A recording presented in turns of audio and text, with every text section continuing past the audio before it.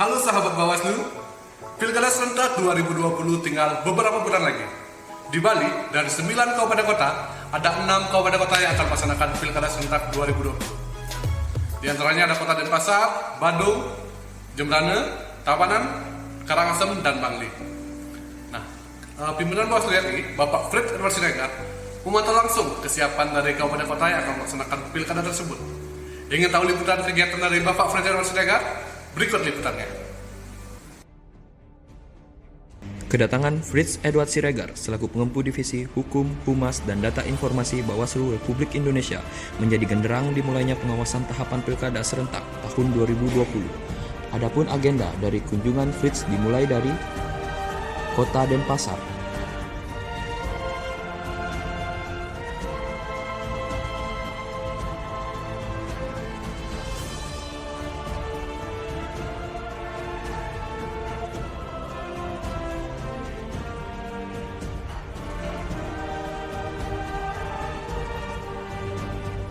Kabupaten Klungkung,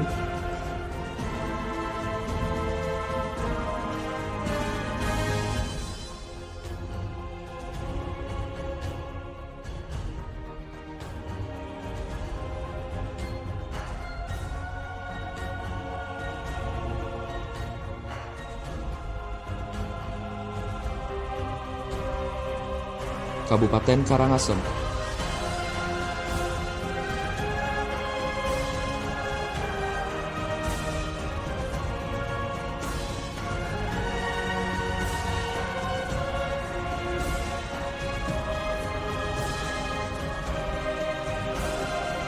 Kabupaten Bangli,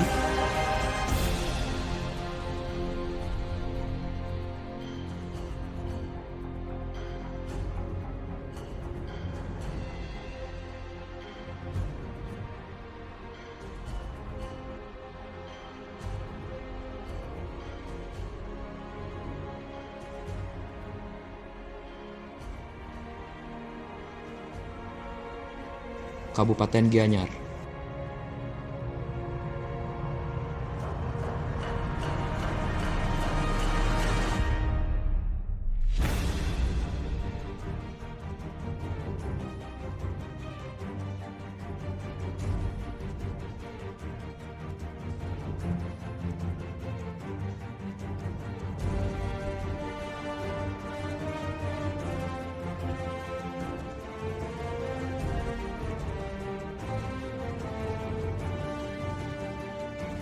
Kabupaten Tabanan,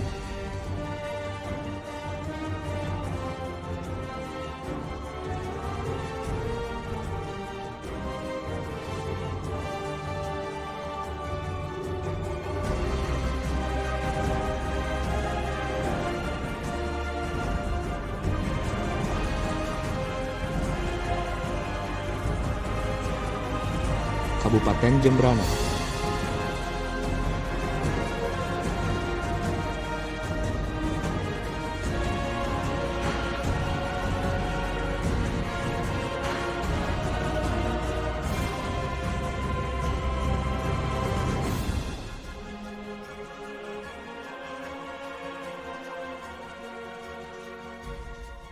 Kabupaten Buleleng,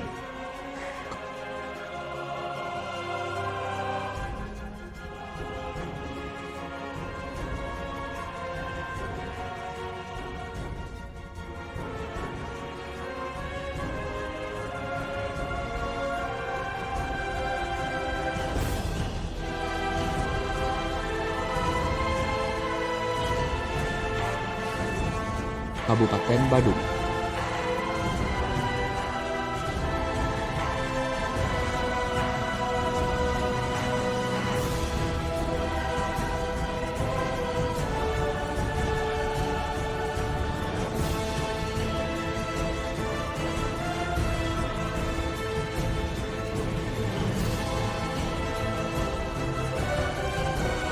Di sela-sela kunjungan ke Kabupaten Badung, Fritz juga menyempatkan untuk melakukan launching pojok pengawasan Kabupaten Badung. Fritz menyampaikan kunjungan ini dalam rangkaian melaksanakan Pilkada tahun 2020. Selain itu juga bertujuan untuk memberi semangat jajaran Bawaslu. Fritz menambahkan, Bawaslu pada masa pandemi ini harus dapat berkontribusi langsung ke masyarakat dan juga untuk melakukan proses peningkatan ide-ide mengenai pengawasan. Fritz berpesan kepada jajaran Bawaslu Kabupaten dan Panwascam dalam melaksanakan pengawasan agar selalu dibekali Form A, dikarenakan Form A adalah bukti tertulis kita melakukan pengawasan di lapangan. Berikut adalah wawancara eksklusif tim kami dengan Bapak Fritz Edward Siregar selaku pengempu Divisi Hukum, Humas, dan Data Informasi Bawaslu Republik Indonesia. Halo sahabat Bawaslu, hari ini kita akan wawancara dengan Bapak Kodim Hukum dan Data Informasi Bawaslu RI, yaitu Bapak Fritz Edward Siregar. Baik, selamat siang Bapak. Selamat siang, Mas. Apa kabar?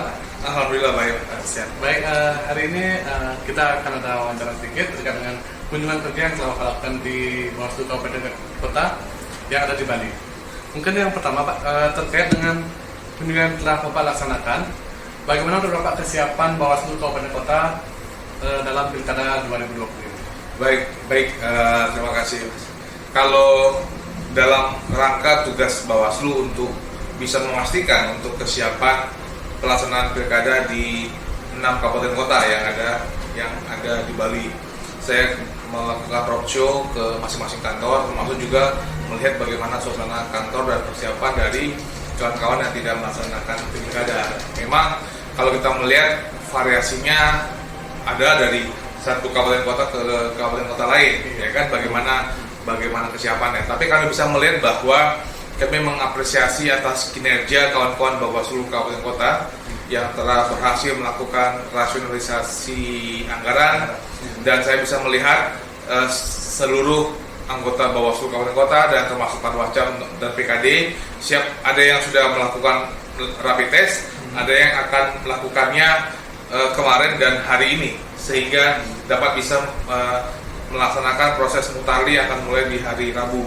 Dan kalau kami juga melihat kesiapan daripada APD, alat pelindung kesehatan yang telah dipersiapkan, itu sudah siap untuk dibagikan kepada Panwascam dan juga pada pengawas kelurahan desa.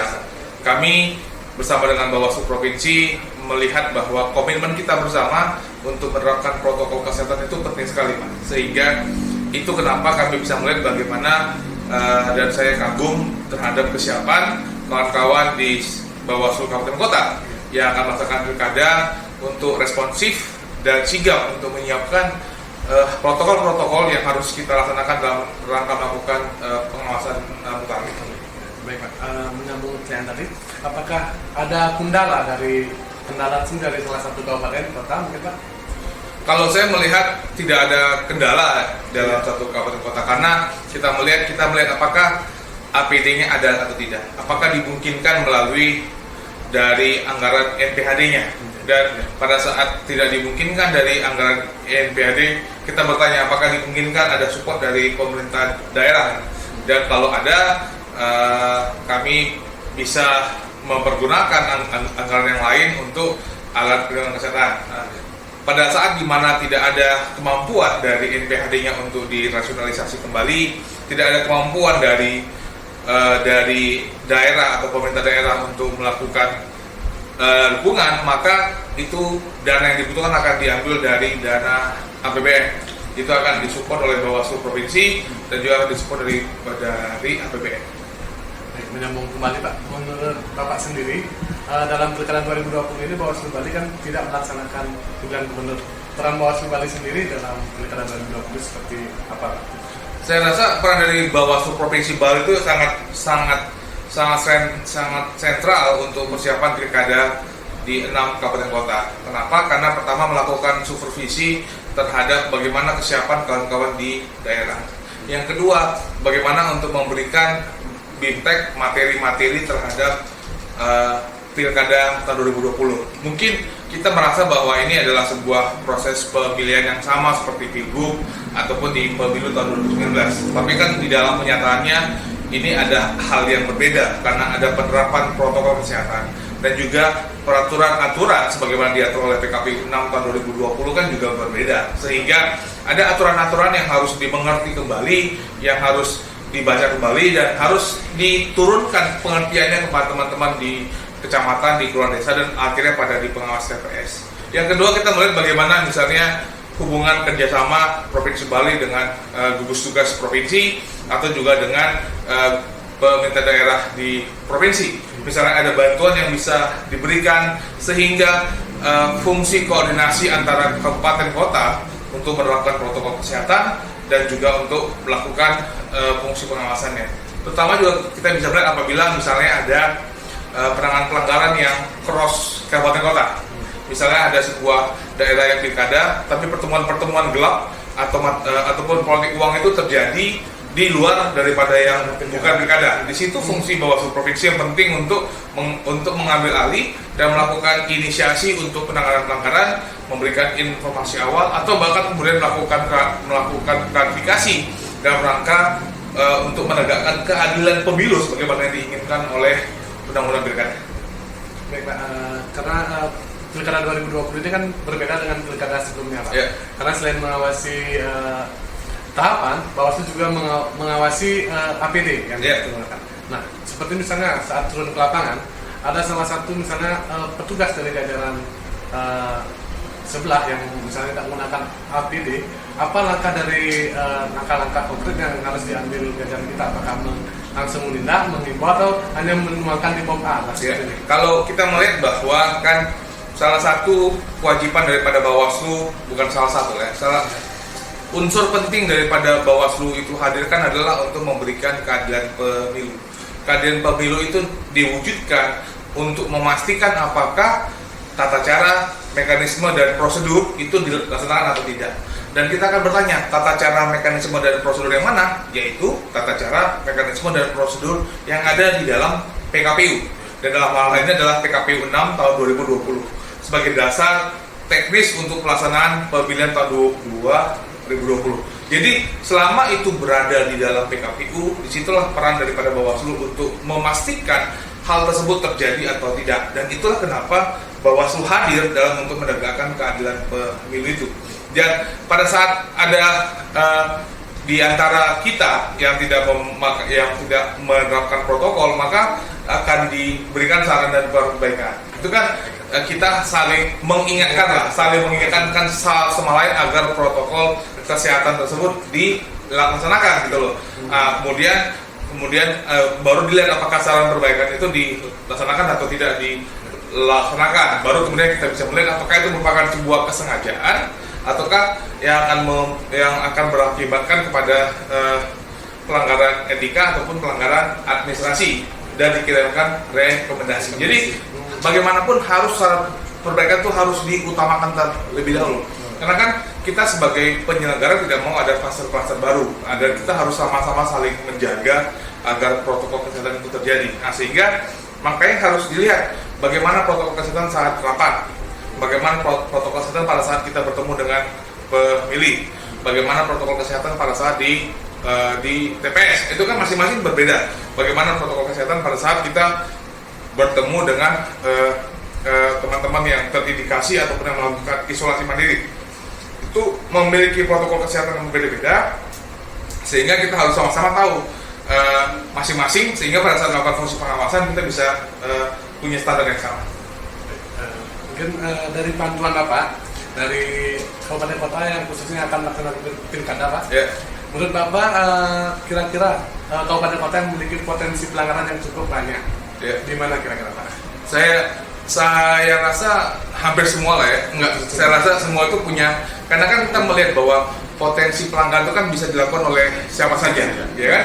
Baik oleh petahana ataupun baik yang incumbent ataupun oleh mungkin dari dari masyarakat.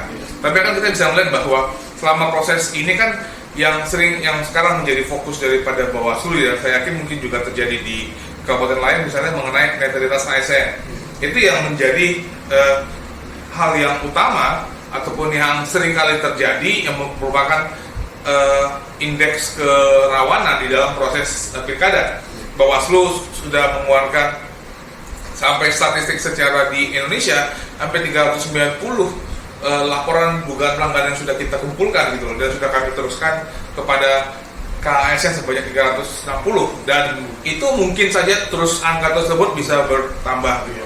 Karena berhubungan dengan incumbent yang bakal akan maju kembali. Kemudian kita juga bisa melihat bagaimana dugaan penggunaan bantuan sosial, di mana incumbent yang kebetulan juga menjadi kepala gugus tugas penanganan COVID di daerah dan mempergunakan kesempatan itu buat untuk mempromosikan dirinya, itu salah satu hal yang yang sebaiknya tidak untuk dilakukan, karena beliau harus sadar bahwa mereka adalah sebagai bagian daripada calon petahana yang akan berkompetisi. Jadi itu kira-kira potensi kerawanan yang bisa saja terjadi di berbagai kabupaten kota.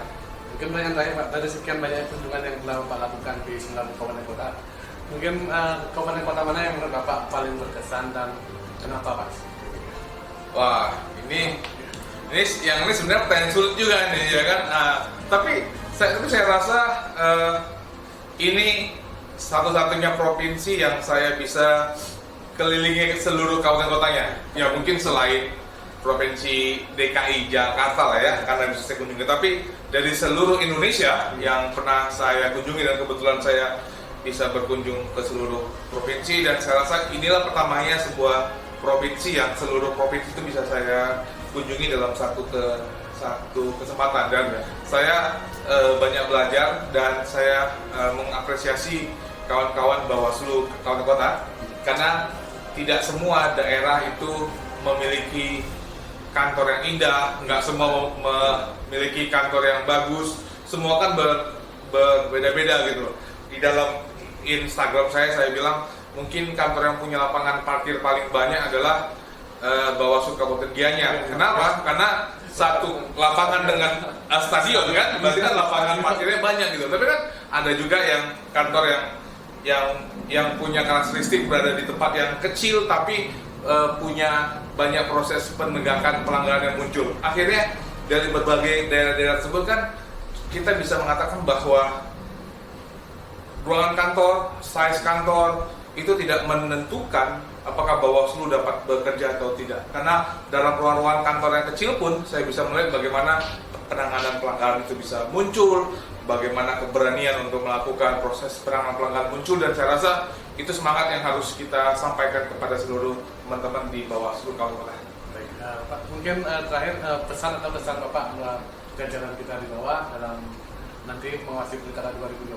Ya, baik, kawan-kawan sekalian, saya mengucapkan terima kasih atas bantuan, pendampingan, sambutan yang telah diberikan kepada saya selama tugas saya melakukan supervisi di Provinsi Bali.